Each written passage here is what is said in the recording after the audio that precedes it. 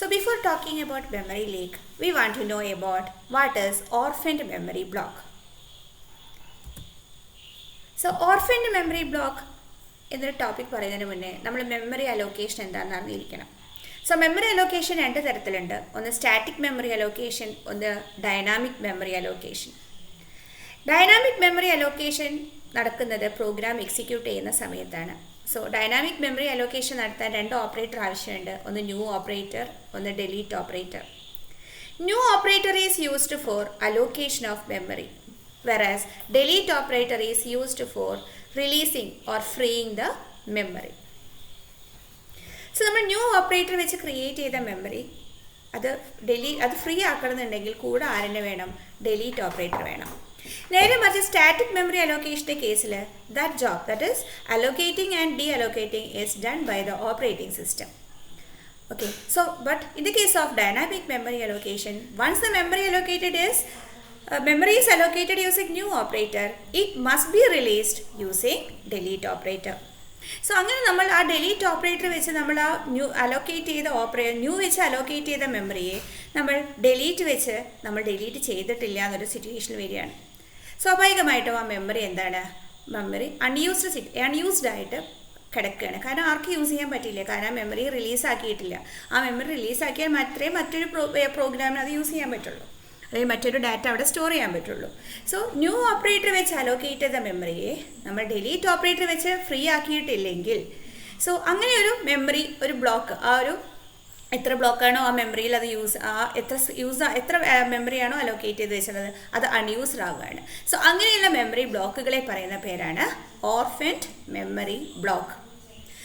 If the memory allocated using new operator is not freed using delete operator, that memory is said to be an orphaned memory block. So a block of memory that is left unused but not released for further allocation. So a orphaned memory block ഉണ്ടായി കഴിഞ്ഞാൽ that block is left unused, that is not used for further allocation. So സ്വാഭാവികമായിട്ടും orphaned memory block മെമ്മറിയിൽ ഉണ്ടായി കഴിഞ്ഞാൽ അത് use ചെയ്യാൻ പറ്റാതെ കിടക്കുന്ന ബ്ലോക്കുകളാണ്. Because it is not freed using delete operator. Memory leak. അപ്പോൾ എന്താണ് മെമ്മറി ലീക്ക്? മെമ്മറി ലീക്ക് ഉണ്ടാവാനുള്ള മെയിൻ കാരണം ഇങ്ങനെയുള്ള ഓർഫൻഡ് മെമ്മറി ബ്ലോക്കുകളുടെ എണ്ണം ഓരോ പ്രാവശ്യവും orphaned memory block program execute ചെയ്യുമ്പോൾ ഓർഫൻഡ് മെമ്മറി ബ്ലോക്കുകളുടെ എണ്ണം കൂടിക്കൊണ്ടേയിരിക്കുകയാണ്. കാരണം ഡിലീറ്റ് ഓപ്പറേറ്റർ യൂസ് ചെയ്തിട്ടില്ല, ന്യൂ ഓപ്പറേറ്റർ വെച്ച് നമ്മൾ മെമ്മറി അലോക്കേറ്റ് ചെയ്തിട്ടേ ഉള്ളൂ. സോ സ്വാഭാവികമായിട്ടും ഓർഫൻഡ് മെമ്മറി ബ്ലോക്കുകളുടെ എണ്ണം കൂടാൻ തുടങ്ങും. അങ്ങനെ കൂടി അപ്പോൾ ആ മെമ്മറി ബ്ലോക്കുകളൊക്കെ അൺയൂസ്ഡ് സിറ്റുവേഷനാണ്, it is not released for further allocation. സ്വാഭാവികമായിട്ടും മെമ്മറിയുടെ സൈസ് കുറയാൻ തുടങ്ങും. അങ്ങനെ സൈസ് കുറഞ്ഞ് ഒരു അൺഫേവറബിൾ സിറ്റുവേഷൻ വരികയാണ്. ആ ഒരു സിറ്റുവേഷന് പറയുന്ന പേരാണ് memory leak. Orphaned memory blocks are not released for further allocation. Thus, a part of the memory seems to disappear on every run of the program. And eventually, the amount of memory consumed has an unfavorable effect.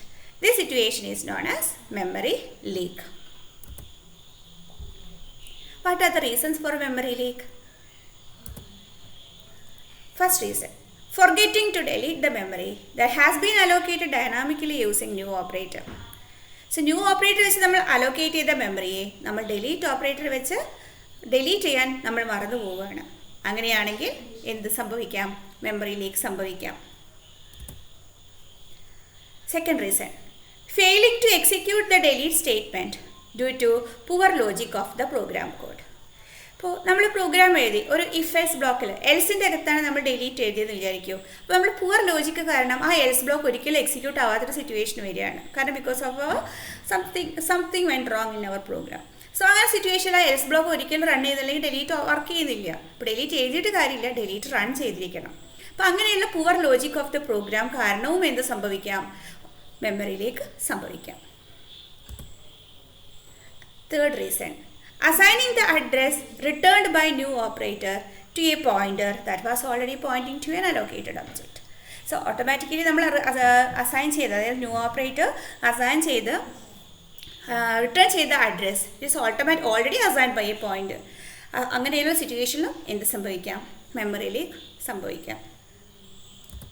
How to avoid memory leak. നമുക്ക് എങ്ങനെ memory leak avoid ചെയ്യാം? So memory leak ഉണ്ടാവാൻ കാരണം ഏത് കേസിൽ മാത്രമാണ്? Dynamic memory അലോക്കേഷൻ്റെ കേസിൽ മാത്രമേ മെമ്മറി ലീക്ക് സംഭവിക്കൂ. കാരണം സ്റ്റാറ്റിക് മെമ്മറി അലോക്കേഷൻ്റെ കേസിൽ മെമ്മറി അലോക്കേറ്റ് ചെയ്യുന്നതും റിലീസ് ചെയ്യുന്നതും ഓപ്പറേറ്റിംഗ് സിസ്റ്റം ആയതുകൊണ്ട് അവിടെ ഒരിക്കലും എന്ത് സംഭവിക്കില്ല? മെമ്മറി ലീക്ക് സംഭവിക്കില്ല. പക്ഷേ ഡൈനാമിക് മെമ്മറി അലോക്കേഷൻ്റെ കേസിൽ മെമ്മറി അലോക്കേറ്റ് ചെയ്യുന്നത് ന്യൂ ഓപ്പറേറ്റർ വെച്ചിട്ടാണ്, അത് റിലീസ് ചെയ്യുന്നത് ഡിലീറ്റ് ഓപ്പറേറ്റർ വെച്ചിട്ടാണ്. അപ്പോൾ സ്വാഭാവികമായിട്ടും ന്യൂ ഓപ്പറേറ്റർ വെച്ച് നമ്മൾ മെമ്മറി അലോക്കേറ്റ് ചെയ്തു, പക്ഷേ നമ്മൾ ആ പ്രോഗ്രാമിൽ ഡിലീറ്റ് ചെയ്തിട്ടില്ലെങ്കിൽ ആ മെമ്മറി എന്തായി മാറി? ആ മെമ്മറി ബ്ലോക്ക് ഓർഫൻഡ് മെമ്മറി ബ്ലോക്കായി മാറി. അങ്ങനെ വീണ്ടും വീണ്ടും പ്രോഗ്രാം എക്സിക്യൂട്ട് ചെയ്യുന്ന സമയത്ത് ഓർഫൻഡ് മെമ്മറി ബ്ലോക്കുകളുടെ എണ്ണം കൂടി വരാൻ തുടങ്ങും. അതിൻ്റെ അർത്ഥം മെമ്മറി സൈസ് റിഡ്യൂസ് ചെയ്യാൻ തുടങ്ങും. സോ അങ്ങനെ ഒരു സിറ്റുവേഷന് പറയുന്ന പേരാണ് മെമ്മറി ലീക്ക്. അപ്പോൾ സ്വാഭാവികമായിട്ട് നമ്മൾ മെമ്മറി ലീക്ക് അവോയ്ഡ് ചെയ്യണമെങ്കിൽ എന്ത് ചെയ്യണം? അതാണ് പറയുന്നത്. So the remedy for memory leak is to ensure that the memory allocated through new is properly deallocated through delete. നമ്മളൊരു പ്രോഗ്രാമിൽ ന്യൂ ഓപ്പറേറ്റർ വെച്ചിട്ടാണ് മെമ്മറി അലോക്കേറ്റ് ചെയ്തതെങ്കിൽ നമ്മൾ എൻഷുർ ചെയ്യണം, നമ്മൾ ഉറപ്പ് വരുത്തണം ഡിലീറ്റ് ഓപ്പറേറ്റർ വെച്ച് ആ മെമ്മറിയെ റിലീസ് ചെയ്യുന്നുണ്ട്. അത് റിലീസ് ചെയ്തിട്ടില്ലെങ്കിലാണ് മെമ്മറിയിലേക്ക് വരുന്നത്. അപ്പോൾ ഏതൊരു പ്രോഗ്രാമിൽ ന്യൂ ഓപ്പറേറ്റർ വെച്ചിട്ട് മെമ്മറി അലോക്കേറ്റ് ചെയ്തിട്ടുണ്ടെങ്കിൽ വി മസ്റ്റ് എൻഷുർ, നമ്മൾ തന്നെ ഉറപ്പ് വരുത്തണം that memory is deleted by using delete operator. That is the only reason, that is the only point, that is the only remedy to avoid memory leak.